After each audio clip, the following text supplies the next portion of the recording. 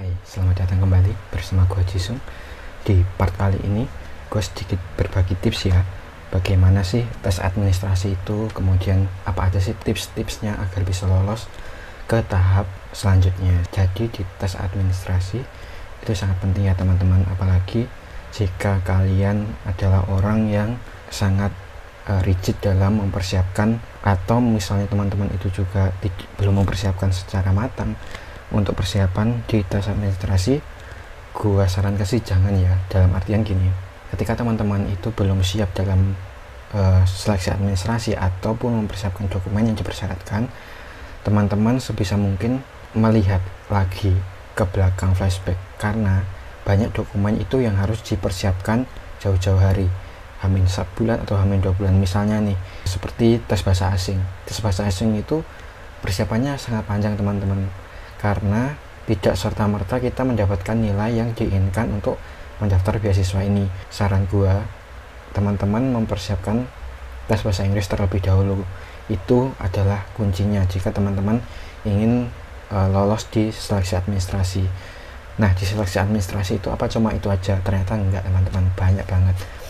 Gua pribadi secara pengalaman di pendaftaran baik yang dulu awal-awal ketika gua baru lulus dengan saat gua mendaftar yang kedua, itu ada perbedaan. Jadi di perbedaan pertama, gua itu kurang persiapan dalam tes bahasa Inggris, sehingga ketika sudah mendekati jam speed di server itu tidak bisa melakukan karena tes bahasa Inggrisnya belum keluar. Nah, di seksi yang kedua, karena jedanya itu sekitar 1 tahun, akhirnya gua mempersiapkan jauh-jauh hari atau 2 atau 3 bulan sebelum tes seleksi administrasi berlangsung. Di tahap tes administrasi ini gue jelaskan sedikit tipsnya juga ya teman-teman, apa aja yang harus dilakukan dan yang jangan dilakukan.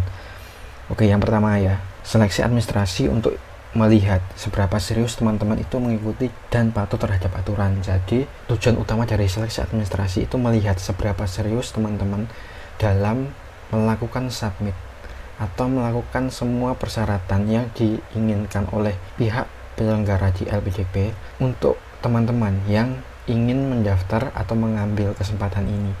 Ada beberapa dokumen yang kemungkinan itu menyulitkan teman-teman, tapi sebenarnya itu tidak. Tujuannya adalah melihat teman-teman ini aktif tidak di kampus sebelumnya. Misalnya teman-teman lulusan S1 ya gitu. Nah, dari ingin mendaftar S2. Nah, di lulusan S1 ini ingin melihat apakah teman-teman itu bisa mendapatkan dokumen-dokumen dari kampus sebelumnya, seperti itu. Karena kan hubungannya tetap dengan kemahasiswaan di kampus sebelumnya, ataupun dengan misalnya dosen pembimbing atau dosen pembimbing akademik lah. Misalnya dosen pembimbing skripsi itu kan juga bisa juga dimintai surat rekomendasi seperti itu.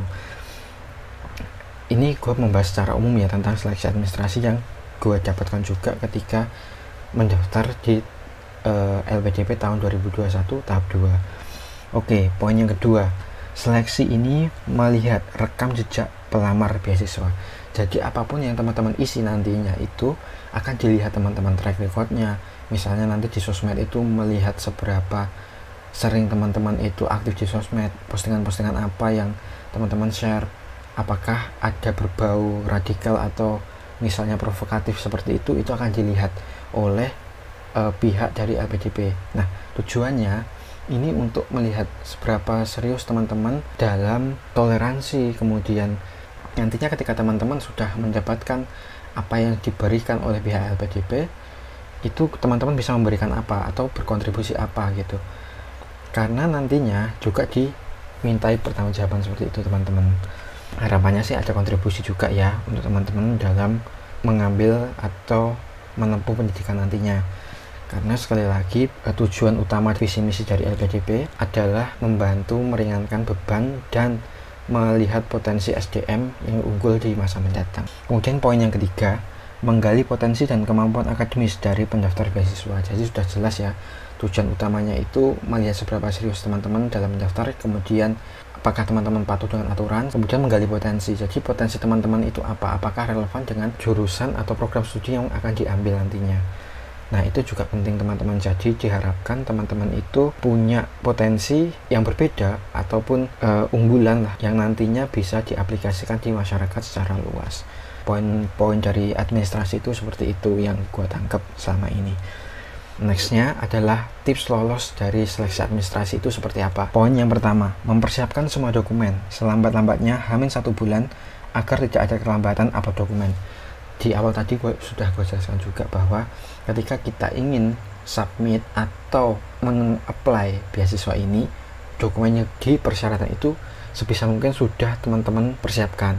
Karena video ini adalah temporal ya, dalam artian ketika sudah di tahap-tahap selanjutnya itu pasti ada perbedaan teman-teman. Nah, harapan gue pribadi ketika teman-teman melihat video ini, teman-teman juga mempelajari nih tahap dari sebelumnya. Misalnya teman-teman mengikuti seleksi tahun 2022 atau 2023, teman-teman melihat di tahun sebelumnya, jadi seperti apa sih step-stepnya, dokumen-dokumen apa yang dipersiapkan, seperti itu, agar nanti teman-teman sudah mempersiapkan jauh-jauh hari, terutama sertifikat ya, selevel bahasa Inggris, kemudian surat rekomendasi, kemudian misalnya teman-teman sudah bekerja ya, minta surat keterangan dari SDM di tempat teman-teman bekerja. Kemudian poin yang kedua, mengisi semua kolom isian dengan benar dan sejujur-jujurnya. Isian ini ada banyak teman-teman, jadi misalnya nih, gue kayaknya nggak bakal share screen ya, tapi gue jelasin secara singkat aja. Informasi data diri, di informasi data diri teman-teman isi dengan sebenar-benarnya, terutama informasi-informasi yang ada di apply-nya. Teman-teman tidak perlu bingung karena dipandu dengan detail di buklet panduan. Nah, isiannya itu mohon dilengkapi, dan jika memang tidak ada boleh dikosongkan. Untuk informasi keluarga juga diisi dengan sebenar-benarnya ya, baik dari gaji orang tua, kemudian status orang tua, tempat tinggal, misalnya sudah berkeluarga ya mohon dilampirkan, karena nanti untuk keluarga itu ada tunjangannya sendiri dari beasiswa LPDP. Kemudian ada isian tentang kekuatan atau kelebihan, strong point yang dimiliki. Nah, ini juga diisi. Kalau misalnya teman-teman ini bekerja, coba teman-teman tanyakan dengan rekan-rekan sekantor seperti itu, agar melihat sih sebenarnya strong point dari diri gue itu apa sih gitu. Nah, coba tanyakan ke teman-teman yang lain, tapi tolong jangan over confident ya, karena ketika kita over confident yang terjadi adalah tidak rasional teman-teman, apalagi ketika nanti masuk ke seleksi substansi atau wawancara, biasanya poin-poin itu akan dilihat, karena 3 dari pewawancara itu salah satunya adalah psikolog. Kemudian ada kelemahan atau kekurangan, weak point yang dimiliki juga diisi dengan sebenar-benarnya. Pengalaman yang membanggakan juga diisi. Jadi misalnya teman-teman punya pengalaman yang membanggakan baik nasional atau internasional, atau misalnya dalam kegiatan sosial, teman-teman bisa mengisinya dengan sejujur-jujurnya. Dalam artian ini juga dilihat teman-teman, jadi pengalaman apa sih, apakah benar pengalaman seperti itu bisa dibanggakan. Pengalaman membanggakan itu menurut gua relatif, bisa sedikit kurang membanggakan atau tidak, itu tergantung perspektif teman-teman juga gitu. Kemudian pengalaman kurang membanggakan diisi dengan ya pengalaman apa sih yang kurang membanggakan dalam teman-teman, dan sebisa mungkin di akhirnya itu diisi poin cara menangani kelemahan tersebut, itu juga jadi nilai plus ya. Kemudian hal terakhir yang diajarkan pada diri sendiri. Jadi selama ini teman-teman berproses dalam lingkup pendidikan, itu apa saja yang dipelajari. Kalau misalnya teman-teman itu punya mengajarkan diri sendiri dari kesalahan-kesalahan yang lalu, itu sebutkan aja, nggak apa-apa, nggak ada masalah kok seperti itu. Kesalahan yang pernah dilakukan selama belajar atau bekerja itu diisi dengan sebenar-benarnya. Jadi solusinya apa sih setelah melakukan kesalahan tersebut, itu juga tidak apa-apa ditambahkan di akhir poin. Kemudian tugas di luar ruang lingkup yang seharusnya, apakah pernah teman-teman itu menghandle kegiatan atau melakukan ruang lingkup kerja yang tidak seharusnya atau tidak lazim teman-teman lakukan. Kalau misalnya iya, isi itu melakukan hal apa, apakah di organisasi, di tempat kerja, atau di lingkungan akademis seperti itu. Nah, pembeda dari peserta lain, menurut gua pribadi, ini adalah potensi yang teman-teman miliki.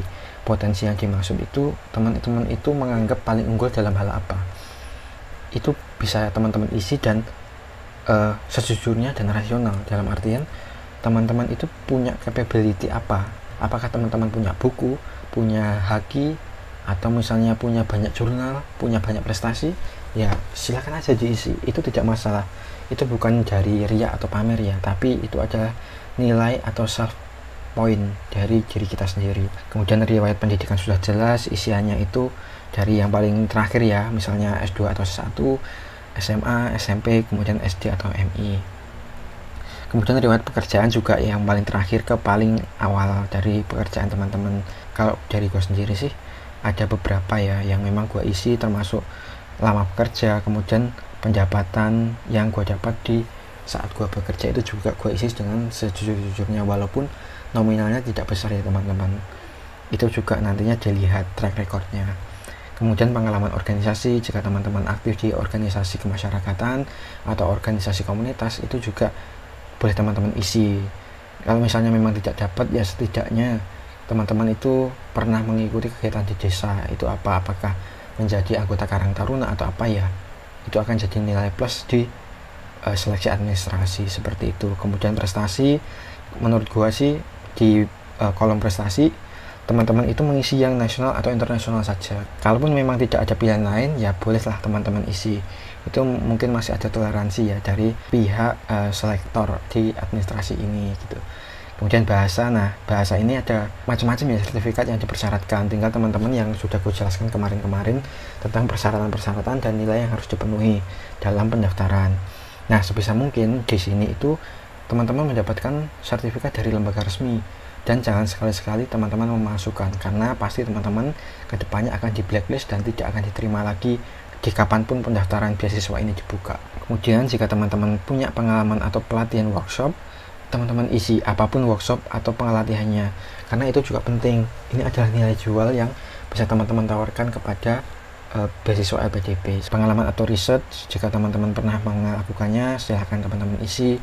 Pernah mengikuti atau jadi asisten peneliti, asisten dosen atau apapun, boleh teman-teman isi di kolom tersebut. Kemudian karya ilmiah, kalau gua pribadi sih ada 3 buah buku dan 1 jurnal ya yang gua isi di sini. Jurnal itu pun dari skripsi gua yang dipublikasikan. Dosen ini maksudnya adalah dosen pembimbing skripsi ya, yang memasukkan ke salah satu jurnal. Kemudian konferensi dan seminar, nah ini memang ada banyak yang gua isi karena gua sering banget ya ikut konferensi dan seminar gitu, baik jadi pembicara ataupun sebagai peserta. Itu adalah nilai tambah juga ya teman-teman, karena sekali lagi usahakan teman-teman waktu masih sekolah di S1 atau D4 seperti itu mengikuti banyak workshop atau konferensi. Selain menambah pengalaman, juga menambah relasi dan pengetahuan juga teman-teman. Kemudian ada penghargaan ya. Nah ini penghargaan bisa teman-teman isi, baik mendapatkan medali, piala, lomba atau apapun, baik berupa sertifikat atau medali, itu juga bisa teman-teman isi. Kemudian pemberi rekomendasi, itu gua skip karena waktu gua daftar nggak ada ya.